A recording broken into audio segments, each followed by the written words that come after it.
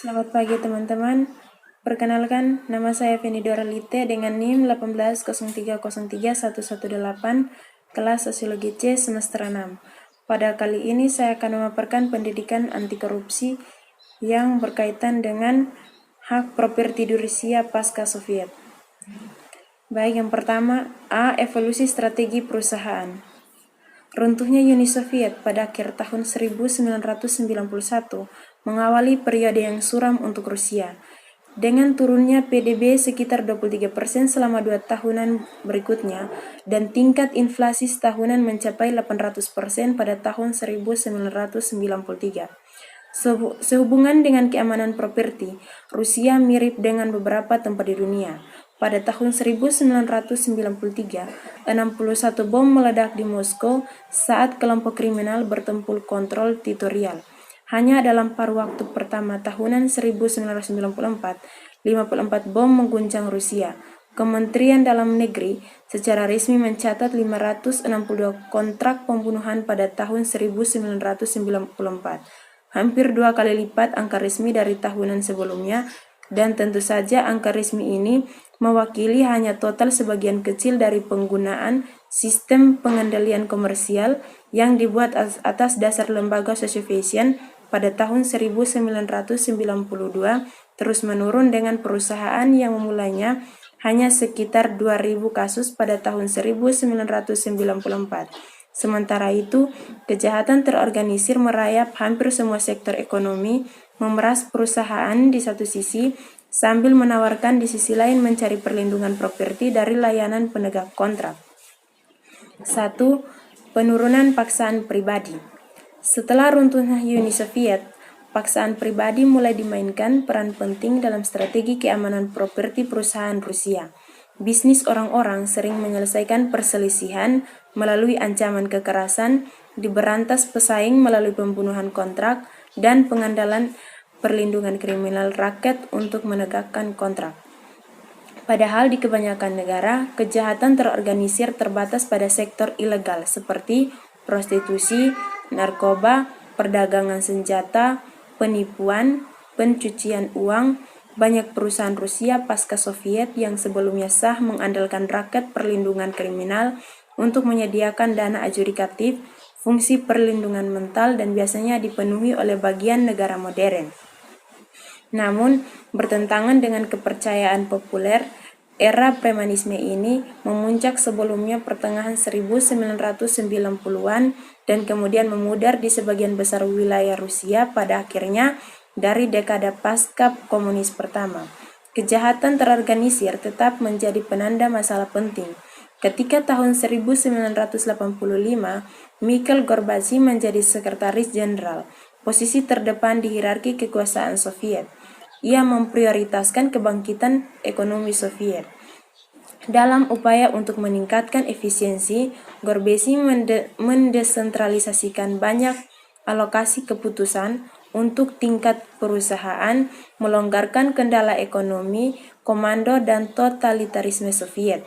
Reformasi ini dikenal sebagai perestroika atau membangun kembali, menciptakan beberapa ruang operasi awal untuk pengusaha pribadi, tetapi juga dunia kriminal. Ketergantungan perusahaan Rusia pada kejahatan terorganisir pada kejahatan subkultur terakhir yang muncul dari kerja paksa Soviet. Cepat munculnya usaha kewirausahaan dan pasar terbuka mengarah ke kondisi pemerasan ideal. Selain para penjahat yang mendapatkan uang, kemenangan mereka bawa dalam sistem hukuman Soviet.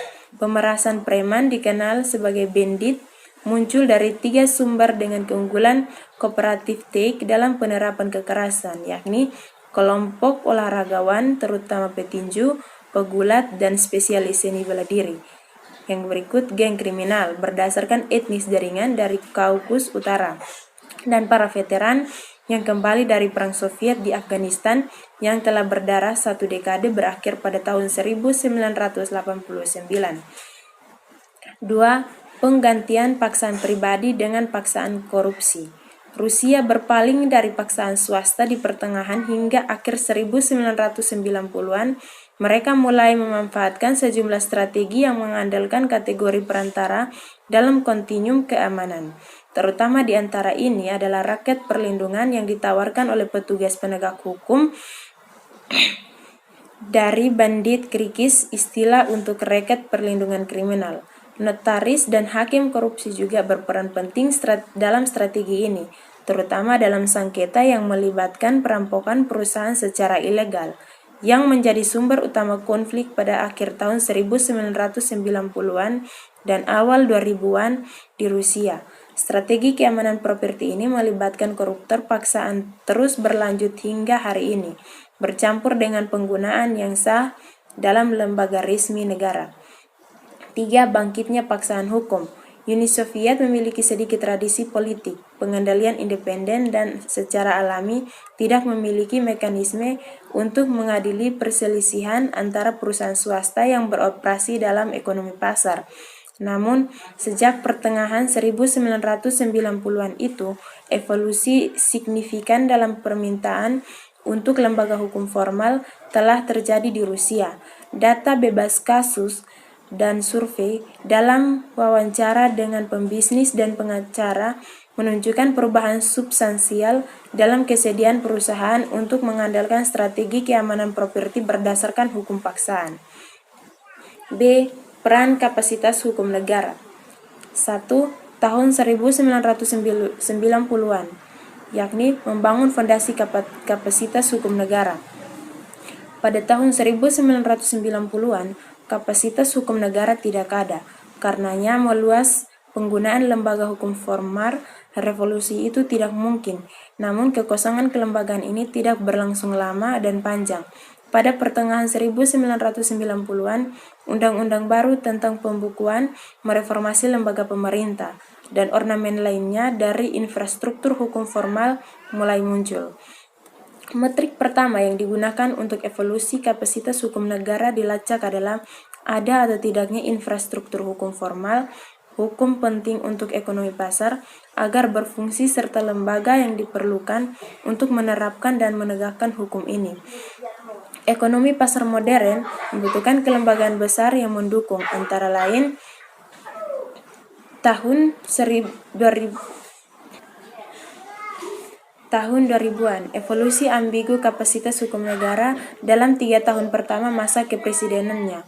Putin terus berpromosi pengembangan infrastruktur hukum formal, menggunakan popularitas dan pengaruh untuk mendorong undang-undang yang telah menjadi mangsa jaringan politik kunci selama era Yeltsin. Selama periode ini, pemerintah Rusia menyelesaikan KUHP Perdata dan memperkenalkan kode prosedur baru untuk hukum pidana, hukum perdata, dan administrasi komersial. Sebelumnya, Rusia beroperasi di bawah prosedur sipil era Soviet KUHP, dan KUHP menyisakan hak konstitusional kunci tidak dapat diterapkan hampir 1 dekade setelah adopsi konstitusi. Selain soal kompetensi kelembagaan tertentu, reformasi di era Putin mengancam akan merusak politik lembaga kemerdekaan. Yang sangat kontroversial adalah perusahaan pada undang-undang status hakim yang memberlakukan batas usia 65 tahun pada hakim federal dan dialokasikan kepada non-hakim sepertiga dari kursi di Judicial Qualification Collega, satu-satunya badan yang dapat mengeluarkan hakim tetap dari bangku. Sisi gelap kapasitas hukum negara dan bangkitnya keadaan predator. Dalam kasus Rusia, kemampuan negara untuk membatasi pejabat yang merusak keamanan properti perusahaan menurun drastis sejak tahun 2000-an. Ancaman ini setidaknya berasal dari 3 sumber berbeda, yakni anggota kota media Putin, birokrat tingkat bawah, dan hukum petugas penegak hukum. Fakta bahwa aspek kunci dari kapasitas hukum negara, kapasitas untuk membatasi pejabat negara, menurun drastis selama periode yang satu itu, di mana perusahaan Rusia semakin memanfaatkan hukum formal. Kelengkapan penjelasan lembaga tersebut selanjutnya menunjukkan ketidaklengkapan atribut adopsi perusahaan dari strategi hukum, terutama meningkatkan hukum kapasitas. Yang berikut, kapasitas hukum negara dan perspektif perusahaan. Pergeseran kapasitas hukum negara sebagai penjelasan bagi larutan strategi keamanan. Properti perusahaan Rusia tidak boleh ada, hanya bukti bahwa kapasitas hukum negara telah meningkatkan perubahan signifikan dalam tingkat kapasitas hukum. Untuk melacak persepsi perusahaan tentang kapasitas hukum negara dari waktu ke waktu, idealnya kami memiliki data berdasarkan survei yang berulang dari perusahaan yang sama. Di sini berfokus pada 3 putaran yang dilakukan di antara 1999 dan 2005. Periode kritis di mana strategi keamanan properti berkembang secara signifikan. C. Hambatan sisi permintaan dan penggunaan strategi hukum. 1. Kepatuhan dan operasi pajak ekonomi informal. Dari periketahuan, para sarjana telah mendemonstrasikan bagaimana perusahaan dengan operasi kondisi ekonomi informal menghadapi hambatan dalam penggunaan hukum informal institusi. Hambatan seperti itu sangat penting di bekas Uni Soviet, di mana warisan Soviet diwariskan ke negara-negara yang baru, merdeka dengan sistem pajak pada dasarnya tidak cocok untuk ekonomi pasar modern. Karena itu, hingga akhir tahun 1990-an, menghindari pelanggaran pajak dan hubungan informal dengan pejabat hampir mustahil untuk perusahaan Rusia. Akibatnya, genap selama masa paksaan, mereka ragu-ragu untuk beralih ke lembaga hukum formal karena takut mengungkapkan kekurangan hukum mereka sendiri. Itu tidak sampai akhir tahun 1990-an dan awal 2000-an. Ketika kode pajak baru dan administrasi perpajakan reformasi mulai berlaku, bahwa perusahaan mulai membayar pajak dan muncul dari ekonomi bayangan. Bagian ini merinci perubahan dalam kepatuhan pajak ini di Rusia dan mendemonstrasikan bagaimana mereka mempengaruhi keamanan properti perusahaan strategi, mengurangi hambatan sisi permintaan, dan dengan demikian merangsang penggunaan lembaga hukum formal. 1. Kepatuhan pajak sebagai penghalang sisi permintaan. Dalam ekonomi komando Soviet, di mana semua aset produktif dimiliki oleh negara bagian, perpajakan berfungsi sebagai alat untuk alokasi sumber daya di antara perusahaan kantor dan kementerian, bukan sebagai alat untuk mendapatkan pendapatan dari entitas swasta. Akibatnya, setelah runtuhnya Uni Soviet, administrasi perpajakan Rusia terbelakang dan sangat bergantung pada basis pajak sempit yang terdiri dari perusahaan-perusahaan besar yang baru-baru ini diprivatisasi dan badan usaha milik negara yang tersisa. Pada pertengahan 1990-an, pajak di Rusia, perusahaan paling menguntungkan menyumbang sekitar 2/3 dari pendapatan pemerintah federal. Pemerintah daerah juga demikian, bergantung pada pendapatan pajak dari satu atau beberapa perusahaan besar. Selain itu, bahkan para pemeriksaan pajak yang bermaksud baik pun kekurangan kualifikasi dasar. Yang berikut, kepatuhan pajak dan strategi keamanan properti yang berkembang. Penggelapan pajak tetap menjadi masalah.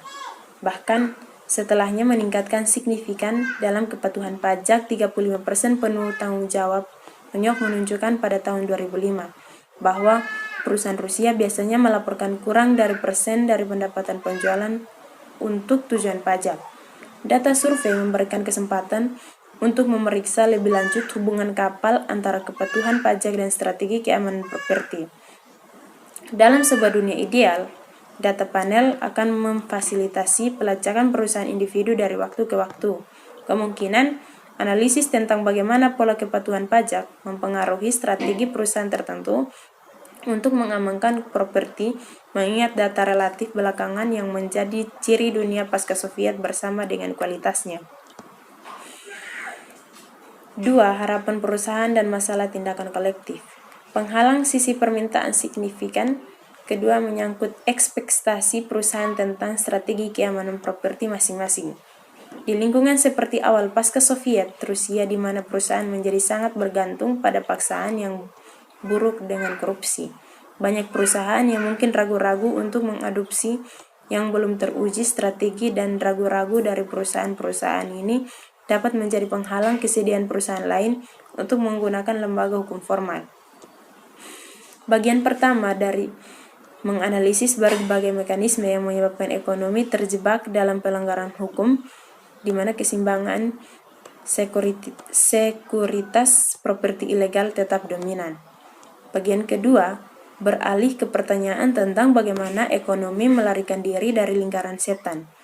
Salah satu cara agar ekspektasi perusahaan tetap satu sama lain strategi berkembang adalah untuk aktor kunci untuk selama eksplisit mengatur dalam upaya mengurangi masalah koordinasi, misalnya dengan menciptakan business association.